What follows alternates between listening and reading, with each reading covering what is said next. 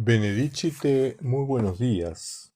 Bienvenidos y bienvenidas a este cuarto estudio bíblico que en realidad es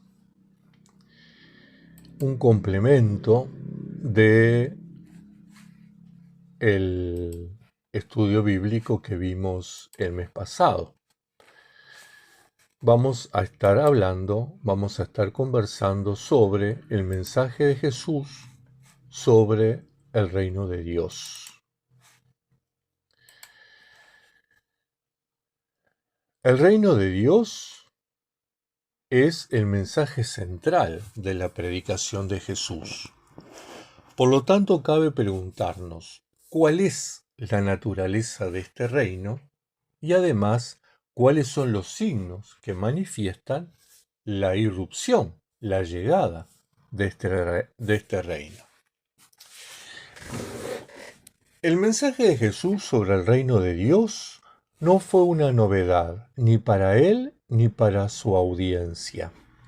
Era uno de los temas centrales de la esperanza judía, casi desde los orígenes como pueblo.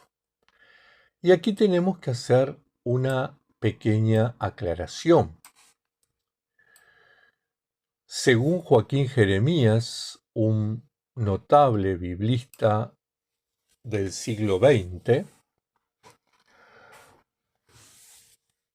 la palabra Malkut, palabra hebrea Malkut, cuando la traducimos, solemos traducirla como reino de Dios.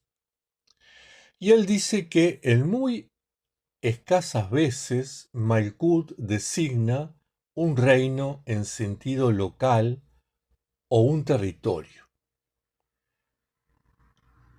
Generalmente designa casi siempre el poder de gobernar, la autoridad, el poderío del rey como algo que se está realizando. Por consiguiente, el reino de Dios no es un concepto espacial ni un concepto estático, sino dinámico. Y lo podemos constatar en Mateo, capítulo 20, versículo 21, capítulo 16, versículo 28, y sus paralelos en Marcos y Lucas. Malkut designa la soberanía real de Dios ejercida in actu. La característica principal de este reino divino es que Dios realiza el ideal regio de justicia, un ideal por el que constantemente se había suspirado y que jamás se había realizado en la tierra. La concepción de Israel desde los tiempos más antiguos no consiste primordialmente en emitir un veredicto imparcial, sino en la protección que el rey hace que se preste a los desvalidos, a los débiles, a los pobres, a las viudas y a los huérfanos. Este texto de Joaquín Jeremías podemos encontrarlo en la Teología del Nuevo Testamento, volumen 1, página 122. Pero es importante, entonces, tener en cuenta que cuando hablamos de reino de Dios, en realidad estamos hablando de reinado de Dios, gobierno de Dios, no de algo estático territorial, no como un lugar, sino como una acción. En este capítulo desarrollaremos la construcción de la doctrina sobre el reino de Dios desde la salida de Egipto y la entrada en Canaán hasta el tiempo de Jesús. Y esto es bien importante porque ha ido evolucionando con el tiempo. Como vemos en el cuadro, en este primer cuadro, la construcción de la doctrina sobre el reino de Dios ha tenido tres etapas importantes. El proyecto político, es decir, el reino de Dios como sociedad igualitaria y descentralizada. La ideología estatal, el reino de Dios como consolidación de la monarquía. Y el reino de Dios como esperanza escatológica. Ahora entonces iremos desmenuzando cada una de estas ideas, nos iremos metiendo en cada una de ellas. En primer lugar, el proyecto político. El reino de Dios como sociedad igualitaria y descentralizada. Luego que algunas de las tribus hebreas partieron de Egipto y se internaron en el desierto, se constituye con la alianza del Sinaí en Israel el pueblo de Yahvé como pueblo de Dios y toman a Yahvé por rey.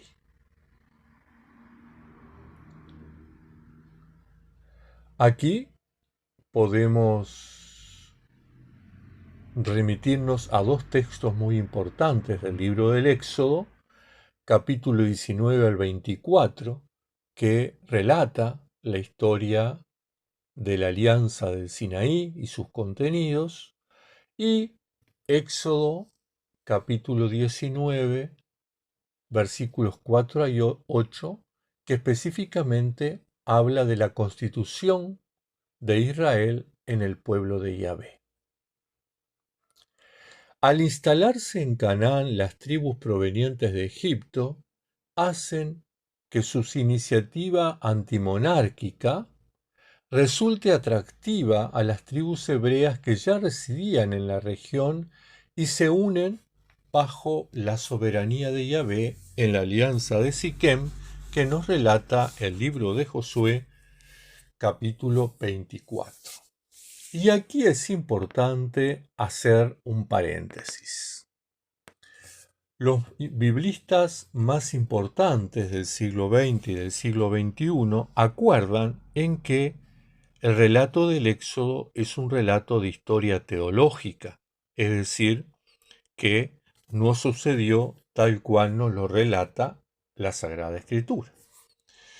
Al parecer, y de acuerdo a los distintos estudios arqueológicos que se han ido haciendo, hubo una migración que se fue dando progresiva desde Egipto a Canaán de las tribus, en distintos momentos.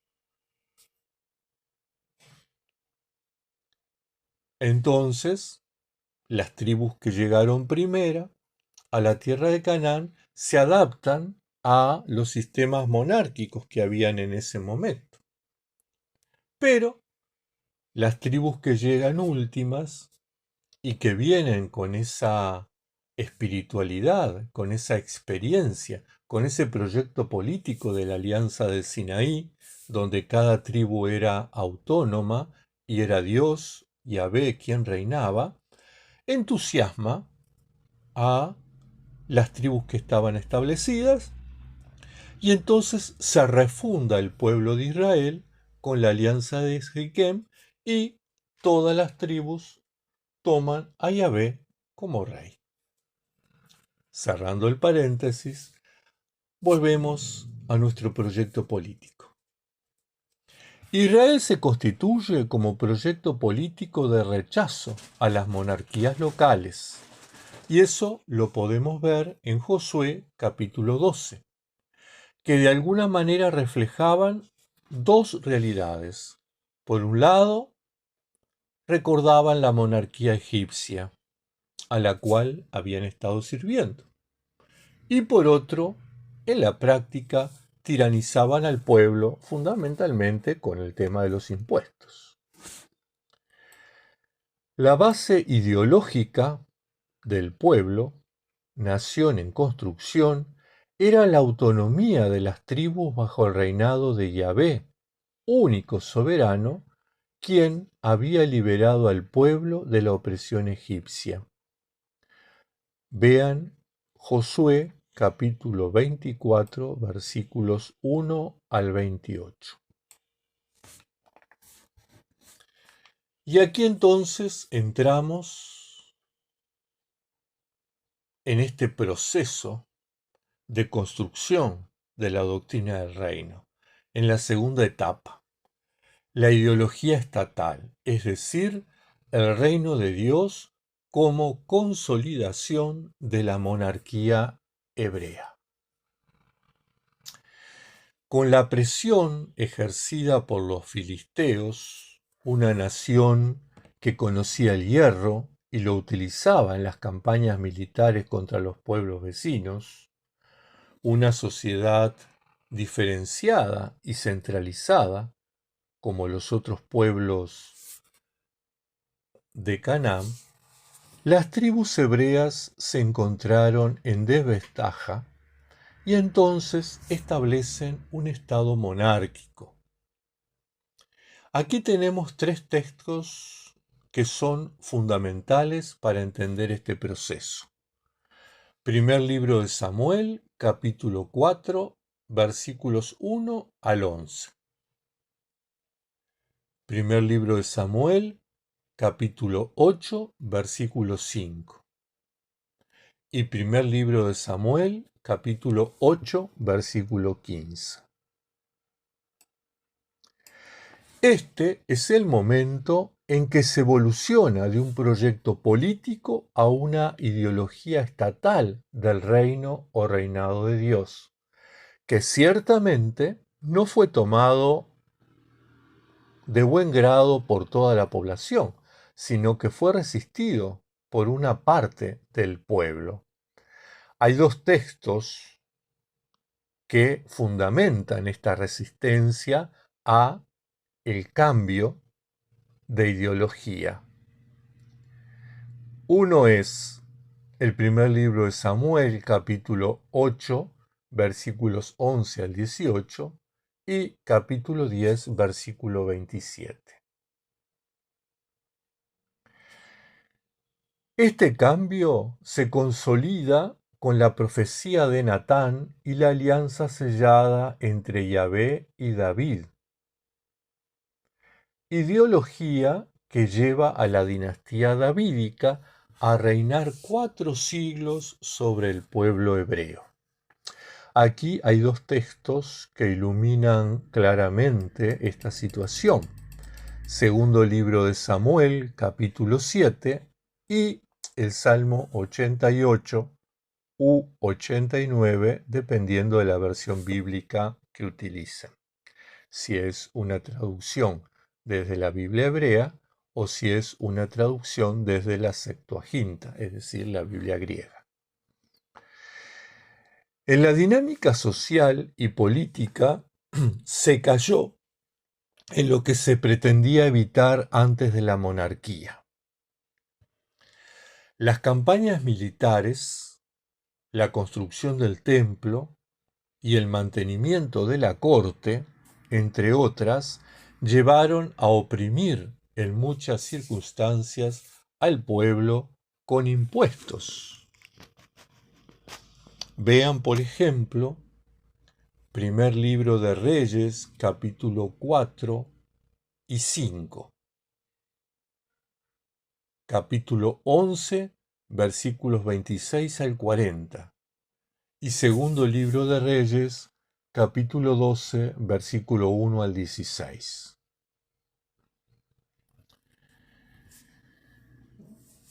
Finalmente, con la muerte de Salomón, se llega al cisma religioso y político del reino. Esto se relata en el primer libro de Reyes, capítulo 12. Por otra parte, los reyes sofocaron cualquier intento de sublevación. Era muy difícil volver a aquella experiencia de las tribus autónomas con Yahvé como rey. La tradición de Yahvé, justo y liberador, se mantuvo a través de los profetas que resistieron a esta ideología estatal. Los profetas surgen como indicadores de la conciencia moral del pueblo. Aquí vamos a detenernos en tres profetas que fueron bien importantes en esta resistencia. Amós predica en el reino del norte y denuncia el enriquecimiento de algunos del pueblo, mientras que la mayoría estaba inmerso en la miseria y cuyos reclamos no siempre eran tenidos en cuenta por la corrupción de los tribunales. Esta situación de opresión era justificada por la estructura política y religiosa. Otro profeta fue Oseas, contemporáneo a Amós, que arremete contra la dirigencia política y religiosa del pueblo. Y otro profeta fue Isaías. Su vocación surge frente a la injusticia social que era víctima los pobres, los extranjeros, los huérfanos y las viudas. La palabra de Yahvé es la denuncia frente a la injusticia de los gobernantes, la soberbia de la clase rica, el formalismo del culto y los abusos de la clase sacerdotal. Y aquí entramos entonces en la tercera etapa de la construcción de esta doctrina, que es el reino de Dios o el reinado de Dios como esperanza escatológica. Con la caída de Jerusalén en el año 587 a.C., el fin de la dinastía davídica y las sucesivas deportaciones a Babilonia, tengamos en cuenta que en el año 597 se produce una pequeña deportación a Babilonia. La gran deportación en el año 587, con la caída de Jerusalén, la destrucción del templo, donde es llevada cautiva la clase sacerdotal, la clase gobernante, los artesanos. Y una tercera deportación en el año 582 que devastó Jerusalén. Se evoluciona a partir de este momento, entonces, de una ideología estatal, puesto que ya no quedaba tierra prometida, estaban en el exilio, no había ciudad santa, había sido arrasada, ni templo, porque había sido quemado, y el rey se encontraba en el exilio. Por lo tanto, se evoluciona de una ideología estatal a una esperanza escatológica, que los profetas ayudan a construir. Especialmente aquí juegan un rol muy importante el profeta Ezequiel y el segundo Isaías. Hay textos muy ricos de Ezequiel, capítulo 34, versículo 27 y siguientes, capítulo 36, versículos 33-36, y los capítulos 40 al 48, que ayudan a la construcción de esta esperanza escatológica. Igual en Isaías capítulo 51, versículos 1 al 3. La esperanza escatológica que elaboró el pueblo con la ayuda de los profetas consistía en la irrupción de Yahvé en la historia, estableciendo su reinado en la tierra, un reinado de paz y justicia. De ese reinado da cuenta el Salmo 71 o 72, dependiendo de la versión que se utilice.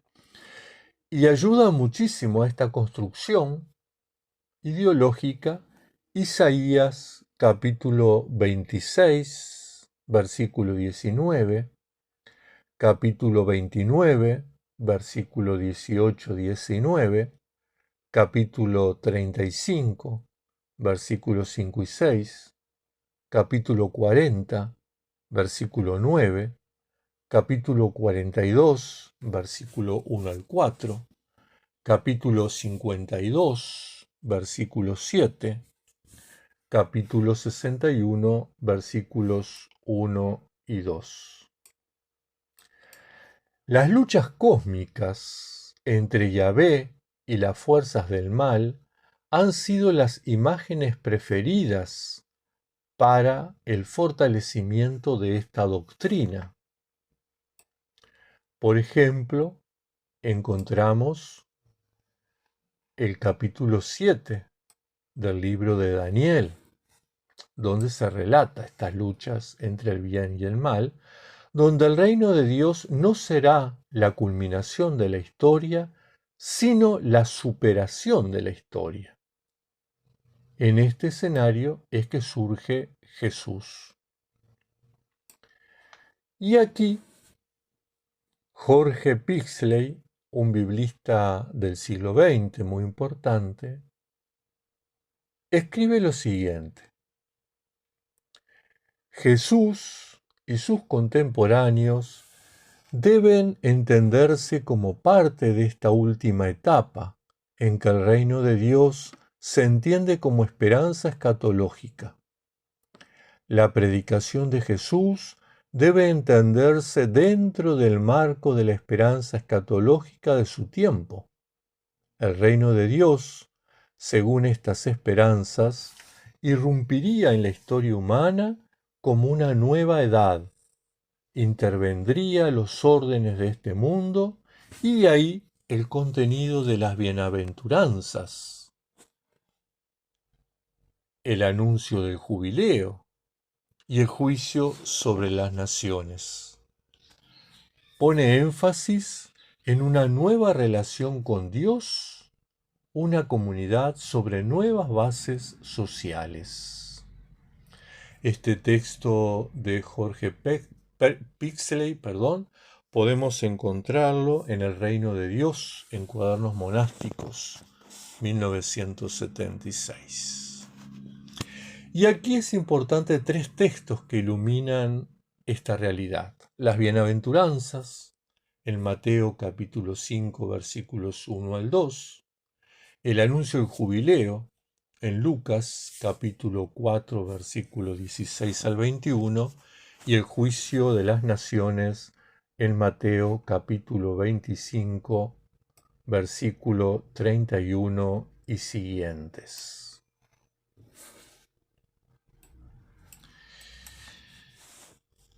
Por lo tanto, aquí tenemos que adentrarnos en las expectativas del reinado de Dios en tiempos de Jesús. Vamos a estar compartiendo un segundo cuadro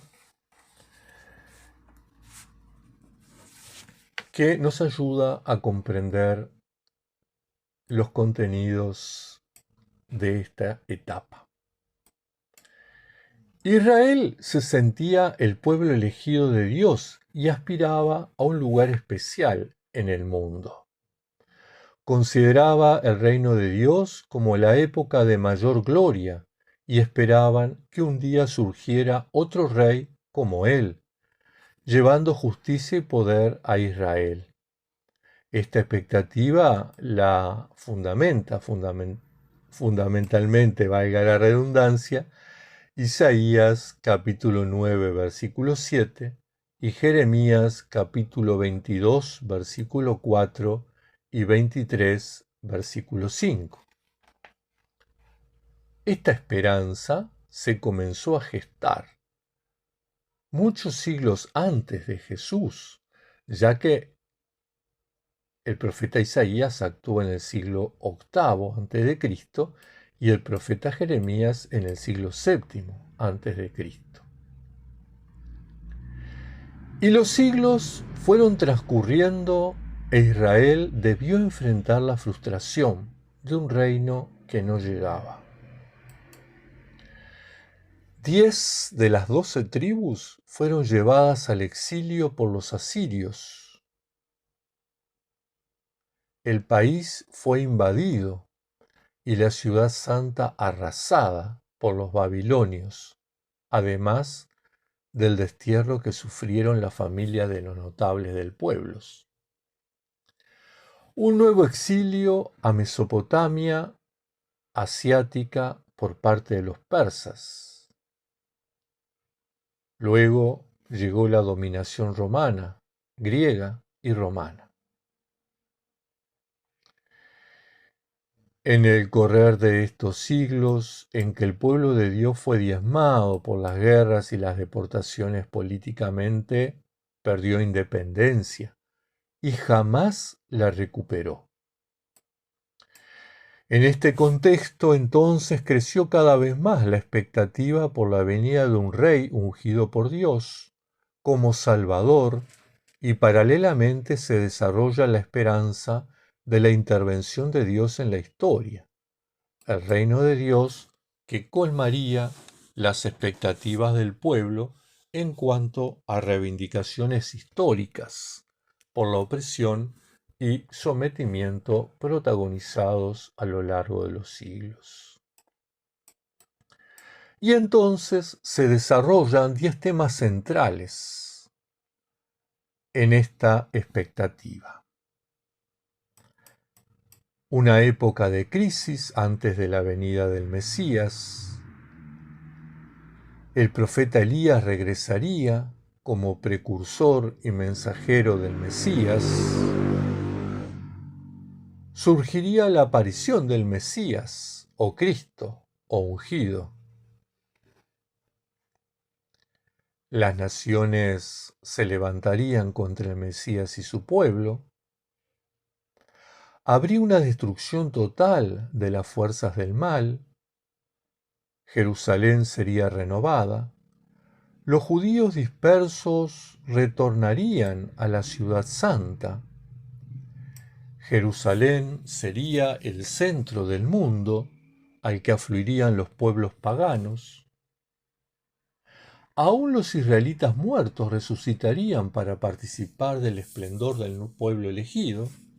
Y finalmente se establecería la nueva era, el reinado de paz y justicia. Según Flavio Josefo, un historiador judío, entre los años 100 a.C. y 100 después de Cristo, los judíos tenían como prioridad liberarse de toda clase de dominación por parte de otros, a fin de que solo Dios sea servido. De esta manera, el reino de Dios pasa a ser el centro de la expectativa de la época y a tener claramente connotaciones políticas nacionalistas. El Mesías será quien instaure el reino de Dios. En la sociedad judía contemporánea a Jesús existían diversos grupos y cada uno de ellos había forjado su propia expectativa respecto a la irrupción del reinado de Yahvé en la historia humana. A continuación, en el siguiente cuadro, les presento esas expectativas con los grupos que respondían a esas expectativas y cuál es el rol del ser humano en esa expectativa del reinado de Dios. Entonces tenemos en un primer lugar la expectativa inmanentista, identificando el reino de Dios con la situación intrahistórica.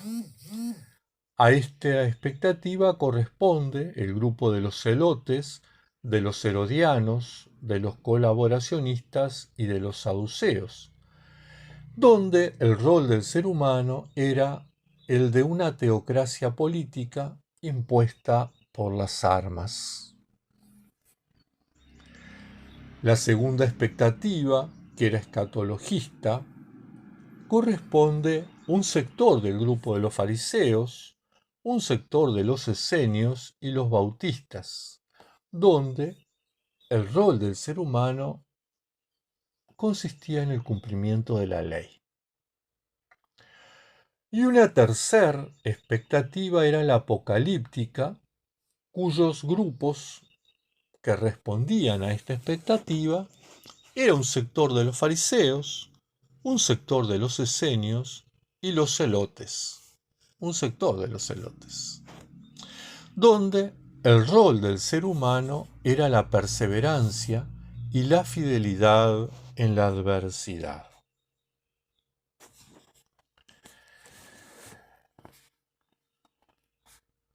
A partir de ahora, entonces, me despido. Nos estamos viendo en el próximo estudio, donde trataremos de seguir profundizando en la persona de Jesús, en sus enseñanzas y en su vida. Tengan muy bendecida jornada.